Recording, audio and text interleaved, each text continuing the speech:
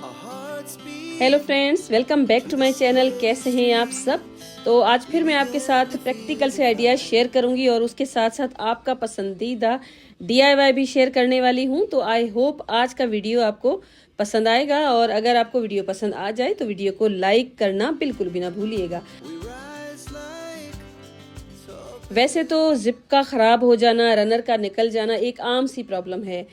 जिन घरों में बच्चे होते हैं ना छोटे, उनके साथ तो ये अक्सर मसले होते ही होते हैं। तो आज ना मैं आपके साथ इनको इंसर्ट करने के 4 मेथड शेयर करने वाली हूँ। ऑलरेडी मैंने काफ़ी सारे आइडियाज़ आपके साथ शेयर किए हैं, लेकिन जब भी मैं जिप का रनर इंसर्ट करती हूँ ना, मेरे पास यही कमेंट आता है कि आप ना सारे जितने भी मेथड है ना वो हमारे साथ शेयर कर दें। तो सबसे पहला और मेरा फेवरेट जो मेथड है ना वो ये है कि एक साइड की जो ट्रैक है ना उसका एक धागा जो प्लास्टिक का होता है ना उसको मैं इस तरह से निकाल देती हूँ, और उसके बाद जिप का ये जो रनर है ना उसको मैं कुछ इस तरह से एक साइड पे लगा के और थोड़ा सा नीचे करती हूँ, तकरीबन 1/2 सेंटीमीटर के जितना। और उसके बाद ये जो धागा है ना दूसरी साइड से आप गुजार लीजिए, और आप अपनी फिंगर और आपका ये जो थंब है ना उसकी हेल्प के साथ इसको अच्छी तरह से पकड़ के, और उसके बाद आप इसको जब खींचेंगे ना तो रनर बहुत आसानी के साथ इंसर्ट हो जाएगा। तो एक तो ये मेथड है जो मेरा फेवरेट है और बहुत ही प्रैक्टिकल है, आप इसको बहुत आसानी से ट्राई कर सकते हैं। अब जो दूसरा है ना उसमें आप देखें, जिप के दोनों ट्रैक है ना उनको मैंने इक्वल कर लिया है, लेकिन जो कट किया है ना वो मैंने एक साइड कट की है। तो जितना भी प्लास्टिक वाला हिस्सा है ना उसको मैंने तकरीबन 1/2 सेंटीमीटर के जितना इस तरह से कट करके इसको मैं बिल्कुल सेपरेट कर लूँगी। तो अब जब रनर को इंसर्ट करेंगे ना तो सेम उसी तरह से पहले एक साइड से लगा के, और उसके बाद आप जो दूसरा हिस्सा है ना उसमें भी इंसर्ट कर लीजिए, और उसके बाद एक्स्ट्रा जो जिप का कपड़ा है ना उसको और दूसरी साइड का जो ट्रैक है ना उसको एक दूसरे के साथ मिला के आपको रनर है ना उसको अंदर की तरफ खींचना है। तो इस तरह से रनर आराम से लग जाता है। तो जितने भी आइडियाज़ आज मैं आपके साथ शेयर करूंगी ना सारे के सारे प्रैक्टिकल हैं, आप आसानी से रनर को इंसर्ट कर सकते हैं। बस इतना ख्याल रखिएगा कि ट्रैक पे ना रनर ठीक से चले और दोनों साइड ट्रैक की बराबर हो, कम ज़्यादा ना हो। आप रनर्स के जो ट्रैक है ना उनको कम ज़्यादा करके इस तरह से खींचेंगे ना तो ये बिल्कुल सेट हो जाएंगे। तो अब ये हो गया दूसरा मेथड। अब जो तीसरा मेथड है ना वो भी बिल्कुल इसी से मिलता जुलता है। आपको क्या करना है, सबसे पहले इनको इक्वल कर देना है। ऊपर से जो जिप खराब थी उसको मैंने कट करके अलग कर दिया है। अब इसका जो एक सिरा है ना उसको आप देख सकते हैं, कुछ इस तरह से मैंने ट्रायंगल की शेप में कट कर दिया है। तो ये जो आइडियाज़ है ना आपके बच्चों के बैग में अगर जिप टूट जाती है ना तो भी आप लगा सकते हैं इस तरह से, क्योंकि जहाँ पर सिलाई की होगी ना वो निकाल के उसके बाद जिप का रनर वगैरह लगा के, और उसके बाद आप आसानी से वापस से सिलाई करके बैग वगैरह हो जाते हैं ख़राब उनको भी ठीक कर सकते हैं। तो अब यहाँ पर आप देखें इस तरह से रनर मैंने बिल्कुल सेम मेथड के साथ लगा के, और दूसरी ट्रैक है उसको आप रनर में गुजार के और बस ऊपर से इसको अच्छी तरह से पकड़ के और बस इसको खींचिए तो ये भी रनर लग जाएगा। ये भी आइडिया बेस्ट है। तो सारे के सारे जो मुझे इजी लगे ना वो ही मैंने आपके साथ शेयर किए हैं। तो एक बार मैंने देखा था फोक के साथ ये लगा रहे थे, लेकिन वो आइडिया मैंने ट्राई किया लेकिन मुझे वो मेथड समझ ही नहीं आया। तो यहाँ पर आप देखें एक ही जिप में मैंने 3 तो रनर लगा के आपको दिखाएं। अब जो चौथा है ना वो भी सेम ही है। इस तरह से आप इसको कट कर लीजिए, इक्वल कर लीजिए, और एक साइड पे आप रनर को लगाना है, लेकिन इसकी जो एक साइड है ना उसके ऊपर आप कोई भी मोटा सा धागा लगा सकते हैं। तो इस तरह से नीडल में धागा लगा के और एक साइड से आपको धागे को गुजार लेना है।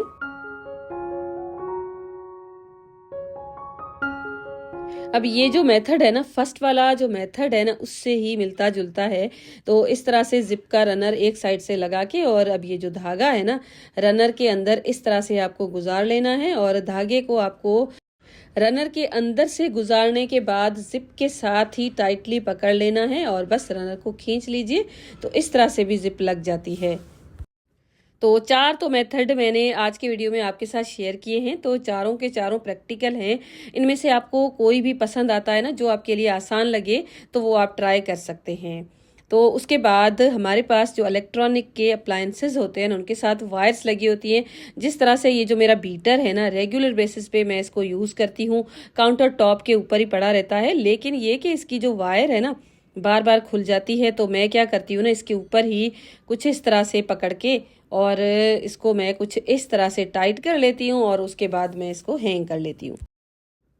तो ये भी आइडिया बेस्ट है, आप इस तरह से भी ट्राई कर सकते हैं। लेकिन ये कि इस तरह से हो सकता है वायर भी ख़राब हो जाए, और बड़े जो अप्लायंसेस की मोटर वगैरह होती है ना, उनको हम इस तरह से वायर को ऑर्गेनाइज नहीं कर सकते। तो उसके लिए ही ये आइडिया मुझे शेयर करना था। लेकिन मुझे तो ये था ना कि ये बीटर है ना, इसके साथ में ट्राई करूं। तो ये वेलक्रो है, तो इसकी थोड़ी सी विड्थ ज़्यादा है, तकरीबन 2 इंच के जितनी है। लेकिन 1 इंच की विड्थ के साथ भी वेलक्रो मिल जाता है किसी भी सिलाई मशीन के शॉप के पास इजीली। जो गज है ना, यार्ड, उसके हिसाब से आपको ये मिलेगा।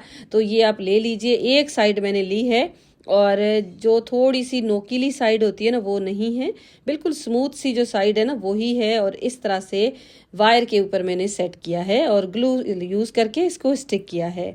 तो अब यहाँ पर आप देखें, इस तरह से मैंने इसको सेट करना है। लेकिन स्टिक करने के लिए इसी वेलक्रो की जो दूसरी साइड है ना, उसका एक पीस मैंने छोटा सा कट किया है, और इस तरह से मैं इसको स्टिक कर दूंगी। वीडियो बिल्कुल भी ठीक से नहीं रिकॉर्ड हुई है, वो इसीलिए कि ये जो ट्राइपॉड है ना, मेरे ख्याल से हिलजुल रहा था, तभी बिल्कुल कॉर्नर में ये जाकर सेट हुआ है कैमरा। लेकिन आपको मैं यहाँ पर पूरी कोशिश करूँगी अच्छी तरह से समझा सकूँ। तो ये जो इसका एक पीस है ना, इसके ऊपर चिपकाया है, लेकिन इसकी जो बैक साइड है ना, वहाँ पर मैंने स्टिक किया है, ग्लू यूज़ किया है, अगेन ग्लू गन। और इस तरह से ये जब स्टिक हो जाएगा, तो आपको ये वायर है ना, इसको फोल्ड करके और उसके बाद आप इसको आसानी से सेट कर सकते हैं। तो जो बड़ी बड़े अप्लायंसेस हमारे होते हैं ना, उसके लिए तो ये आइडिया बेस्ट होने वाला है।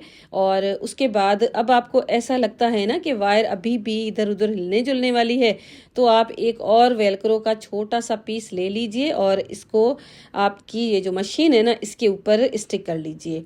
अब इस तरह से जब आप इसको स्टिक करेंगे ना, तो वायर जो इधर उधर हिलजुल रही थी ना, लटक रही थी, वो भी नहीं लटकेगी और आसानी से एक जगह पे ये सिमटी रहेगी। वैसे तो मेरे चैनल पे आपको इस तरह के बहुत सारे आइडियाज़ मिल जाएंगे, जिनमें मैंने वायर्स को ऑर्गेनाइज़ किया है, अप्लायंसेस को ऑर्गेनाइज़ किया है, बहुत सारे ऑर्गेनाइज़र मैंने आपके साथ शेयर किए हैं। लेकिन ये जो आइडिया है ना, ये भी बेस्ट है। इस तरह से देखें, ये पूरा वायर का ये जो जुगटा है ना, इसके ऊपर आप स्टिक कर लीजिए और बस आपका ये काम हो गया है, और आपकी जो चीज़ें हैं ना, वो भी सिमट गई हैं और अप्लायंसेस भी ख़राब नहीं होंगे। तो कैसा लगा ये आइडिया, मुझे कमेंट करके ज़रूर बताइएगा। उसके बाद एक मैंने ले लिया है फैब्रिक का पीस, बल्कि 2 पीसेस हैं। कॉटन का मेरे पास ये मटेरियल है, आप भी कॉटन ले सकते हैं, कोई भी फैब्रिक ले सकते हैं। अगर आप चाहें ना तो शॉपिंग बैग भी यूज़ कर सकते हैं। अब इसकी जो लेंथ और विड्थ है ना, मेरे पास है 7.5 इंचेस के जितनी, दोनों साइड से बराबर मैंने ये लिया है, और स्क्वायर पीस है मेरे पास। और उसके बाद इसके जो चारों साइड्स है ना, उसके लिए एक मुझे चाहिए होगी पट्टी, और जिसकी लेंथ है ना, वो आप 7.5 से 4 को मल्टीप्लाई कर लीजिए, तो इस तरह से आपके पास इसकी लेंथ आ जाएगी। और विड्थ मैंने ली है तकरीबन 4 इंच के जितनी। अभी ये जो पट्टी है ना, हम चारों तरफ यूज़ करेंगे, लेकिन उससे पहले इसके ऊपर आपको चिप्स बुकरम स्टिक कर देना है। ये भी बिल्कुल ऑप्शनल है। मैंने तो पहले क्या किया, ये जो रिंग है ना, जो हम कर्टेन्स में लगाते हैं, वही लगा ली। लेकिन बाद में ये रिंग निकाल के और उसके बाद मैंने इसके ऊपर चिप्स बुकरम भी लगाया है, जिसको हम पेस्टिंग शीट भी बोलते हैं। और ये जो आइडिया है ना, बहुत ज़्यादा यूज़फुल है। आपके डेली रूटीन की जो चीज़ें हैं ना, काफ़ी ज़्यादा ऑर्गेनाइज हो जाती हैं इस तरह के अगर ऑर्गेनाइज़र हमारे पास हों तो। सिंपल सा आइडिया है। तो बस रिंग मुझे लगानी थी, तो सेंटर निकाल दिया और सेंटर से मैंने एक इस तरह से होल कर लिया है। अब रिंग को लगाना बिल्कुल आसान हो जाएगा।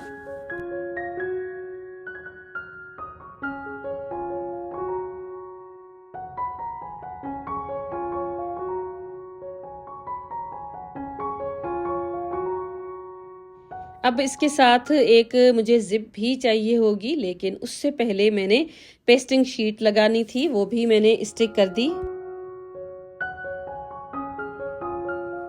तो जितने भी मेरे पास पीसेस है ना, उनके ऊपर मैंने ये शीट लगा दी है। एक्स्ट्रा थोड़ा सा अगर पीस रह जाता है ना पेस्टिंग शीट का, उसको भी आप कट करके इस तरह से निकाल लीजिए। और इसके ऊपर भी रिंग को निकाल के उसके बाद मैंने शीट लगा दी।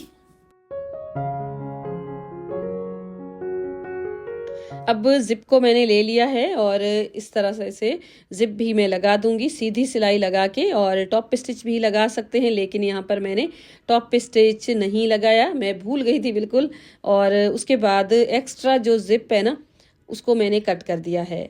तो इस तरह से ज़िप लगाना बहुत आसान है। दोनों साइड से कट करने के बाद अब इसकी जो पट्टी है ना वो लगाएंगे, लेकिन उससे पहले ज़िप की एक साइड जो खुली है ना उसको मुझे सिलाई लगानी है, ताकि इसके ऊपर जब मैं पट्टियाँ लगाऊँ ना तो ठीक से लगा लूँ।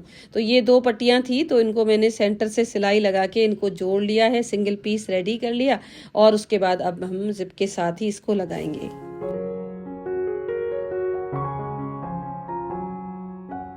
तो एक साइड तो जिप जुड़ी हुई है, लेकिन दूसरी साइड कट करने से खुल गई है ना, तो देखें इस तरह से 1-2 मशीन से ही टांके लगा दीजिए, तो इस तरह से आपका ऑर्गेनाइजर है ना फिनिशिंग के साथ बनने वाला है। तो इस तरह से बस ये जिप मैंने सिलाई कर दी। अब इसकी जो साइड की पट्टी जो सिंगल पीस है उसको हम लगाएंगे।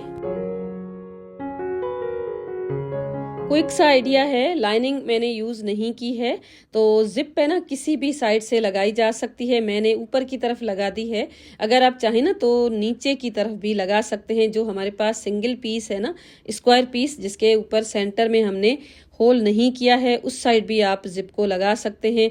मैंने बस ये पट्टी इस तरह से लगा दी है। अब ये जो कॉर्नर है ना इसको हम फिलहाल तो ऐसे ही रहने देंगे, सिलाई नहीं लगाएंगे। और इसका ऊपर की साइड, बल्कि नीचे की तरफ जो आएगा ना एक पीस स्क्वायर, उसको लगाएंगे। तो इसको भी लगाना बिल्कुल आसान है, कॉर्नर टू कॉर्नर मैच करके। और बस इस तरह से ये पीस भी मैं लगा दूंगी। स्ट्रेट सिलाई लगा देनी है, बस कॉर्नर जहाँ पर आएगा ना वहाँ पर आपको नीडल को नीचे की तरफ रख के और आपको मोड़ना है और इस तरह से सिलाई लगा देनी है। अब ये ओपन जो कॉर्नर है ना इसके ऊपर भी मैंने सिलाई लगा दी है और बस ये बनके हो चुका है रेडी। अब कुछ इस तरह से रेडी हो चुका है और आप किसी भी कलर के साथ बना सकते हैं। यहाँ पर आप देखें जिप है ना ऊपर की तरफ आई है, आप चाहे ना तो नीचे वाला जो स्क्वायर पीस है ना उसके साथ लगा के नीचे की तरफ भी कर सकते हैं, लेकिन मैंने बिल्कुल मार्केट में जो मिल रहा था ना उसी तरह से बनाया है, वही लुक क्रिएट किया है। तो ऊपर ही जिप लगी हुई थी, तो बस इस तरह से हम चीज़ों को रेडी कर सकते हैं। और इसके अंदर आप बहुत सारे ग्रोसरी बैग्स को ऑर्गेनाइज करके रख सकते हैं, क्योंकि ग्रोसरी जो बैग्स होते हैं ना हमारे घरों में बहुत सारे होते हैं, स्पेशली प्लास्टिक के बैग्स, उनको जितने भी ऑर्गेनाइजर में ऑर्गेनाइज करके रखे ना फिर भी कम ही लगता है। मैंने बहुत सारे ग्रोसरी ऑर्गेनाइजर आपके साथ शेयर भी किए हैं, लेकिन ये बिल्कुल नया आइडिया है, यूनिक सा आइडिया है, तो मैंने सोचा आपके साथ इसको भी ज़रूर शेयर करूं। तो ये जो बॉक्स मैंने बनाया है ना इसके अंदर अगर आप चाहें ना तो टिश्यू पेपर भी रख सकते हैं। जो टिश्यू बॉक्स आते हैं ना प्लास्टिक के जो ओपन होते हैं, उनके जो टिश्यूज़ होते हैं ना उनको निकाल के इसके अंदर आप रख सकते हैं। तो इस तरह से मल्टीपर्पज़ भी आप इस ऑर्गेनाइज़र को यूज़ कर सकते हैं। इसमें बैग्स को लेना काफ़ी ज़्यादा आसान है, बस इस तरह से आप निकालेंगे ना तो बैग खुद ब खुद निकल आएगा। हैंगिंग ग्रोसरी ऑर्गेनाइजर तो बहुत सारे मैंने आपके साथ शेयर किए, लेकिन ये जो ऑर्गेनाइजर है ना इसको आप हैंग नहीं कर सकते हैं। इस तरह से किसी भी कैबिनेट के अंदर आप रख सकते हैं, कैबिनेट के ऊपर भी इसको रखा जा सकता है, लुक भी अच्छा आएगा और चीज़ें भी आपके छोटे से किचन में सिमटी भी लगेंगी। तो कैसा लगा मुझे कॉमेंट में ज़रूर बताइएगा। अब ये जो 2 ग्रोसरी बैग ऑर्गेनाइजर्स है ना इनको भी मैंने आपके साथ शेयर किया हुआ है। वीडियोस को आपने बहुत ज़्यादा पसंद किया था, लाइक किया था, उसके लिए आपका दिल से शुक्रिया। इनके वीडियोस अगर आपको चाहिए ना मेरे चैनल पे तो आपको ये मिल जाएंगे। मैं पूरी कोशिश करूँगी कि इनके जो लिंक्स है ना वो भी मैं आपके साथ शेयर कर दूँ। कल परसों मैं अपने होम टाउन गई थी और वहाँ से मक्के का आटा है ना ओरिजिनल चक्की वाला वही मैं ले आई हूँ, और साथ में ज्वार का भी आटा था और मक्के का भी था। इन दोनों को मैंने मिक्स करके गूंद लिया है। और रोटी मुझे नहीं बनाना आती और टूट भी जाती है, ये आपने नोटिस ज़रूर किया होगा। तो छोटा ही मैंने पेड़ा बनाया है और बस प्लेट जो है ना जिसकी बेस बिल्कुल स्मूथ है उसको आप जब इस तरह से रख के प्रेस करेंगे ना तो रोटी बहुत अच्छी बन जाती है। इसमें 2 आटे हैं, ज्वार का और मक्के का, तो रोटी बहुत टेस्टी बनती है। इस रोटी को आप ज़रूर ट्राई कीजिएगा। घी डाल के थोड़ा सा नमक डाल के मैंने आटा बना लिया था। और इस तरह से अगर आपको लगता है ना रोटी ज़्यादा लंबी नहीं बनी या थोड़ी सी मोटी है तो इसी प्लेट के साथ आप इस तरह से हल्का सा बढ़ा भी सकते हैं। तो हो सकता है आप में से बहुत सारी मेरी जो सिस्टर्स हैं ना इन आइडियाज़ को फॉलो करें, लेकिन कुछ ऐसी भी सिस्टर्स होती है मेरी तरह जिनके लिए आइडियाज़ है ना काफ़ी ज़्यादा ज़रूर होते हैं, तो उनके लिए ही ये मैंने रिकॉर्ड किया था। तो ये जो सिलिकॉन का मैट है ना, इसके ऊपर बाजरे की रोटी या इस तरह की रोटी जो जल्दी टूट जाती है ना, उसको बनाना बहुत आसान हो जाता है। वो इसीलिए कि जब हम बोर्ड के ऊपर रोटी को बनाते हैं ना, तो बोर्ड उसी जगह पे पड़ा रहता है, रोटी चिपक भी जाती है, तो इस तरह से ना इसको उठाना काफ़ी ज़्यादा आसान हो जाता है। तो मैंने पका भी दी है, एक रोटी छोटी छोटी सी बनाई है मैंने, आप मुझे लगता है इससे भी अच्छे ही बनाते होंगे। और उसके बाद ये घर का बना हुआ बटर है, मैंने इसके ऊपर डाल दिया था। पालक भी आजकल बहुत अच्छी आई हुई है। मुझे तो सबसे जो दिक्कत वाली बात लगती है ना, वो यही लगती है कि अब इसको कौन बैठ के बनाए, क्योंकि ग्रीन वेजिटेबल्स होती है ना, पकाने में उतना टाइम नहीं लेती जिनको लेकिन इनको ना हम जब साफ़ करते हैं ना, तो बहुत सारा टाइम ज़ाया हो जाता है। तो ये जो पालक की पूरी गड्ढी होती है ना, इसको आप ना खोला ना करें, बस इसकी जो ऊपर डोरी लगी होती है ना, उसको कट करके और इधर ही देखें कुछ इस तरह से जो भी मरे हुए पत्ते आपको लगते हैं ना, पुराने हैं, गले सड़े हैं, तो उनको आप निकाल लीजिए। और ये जो तरीका है ना बेस्ट है, मैंने सोचा आपके साथ शेयर करूं। और कितनी मेरी सिस्टर्स इस तरह से पालक को साफ़ करती है मुझे ज़रूर बताइएगा। और ये जो पत्ते हैं ना, इनकी जो अरेंजमेंट है ना, वो मैंने डिस्टर्ब बिल्कुल भी नहीं की है। और इस तरह से साफ़ करने के बाद बस इनके जितने भी डंठल है ना, उनको मैंने कट करके अलग कर लिया है। पूरी गट्ठी एक बार में साफ़ नहीं होगी, आप थोड़े थोड़े से बंचेस लेकर साफ़ करके और इस तरह से इसको कट कर लीजिए, तो आपके काम है ना काफ़ी ज़्यादा आसान हो जाएंगे। मैंने भी ये जो गड्ढी थी ना मेरे पास, इनको पार्ट्स में डिवाइड कर लिया, साफ़ करती गई और बस इस तरह से मैंने इनको कट कर दिया है।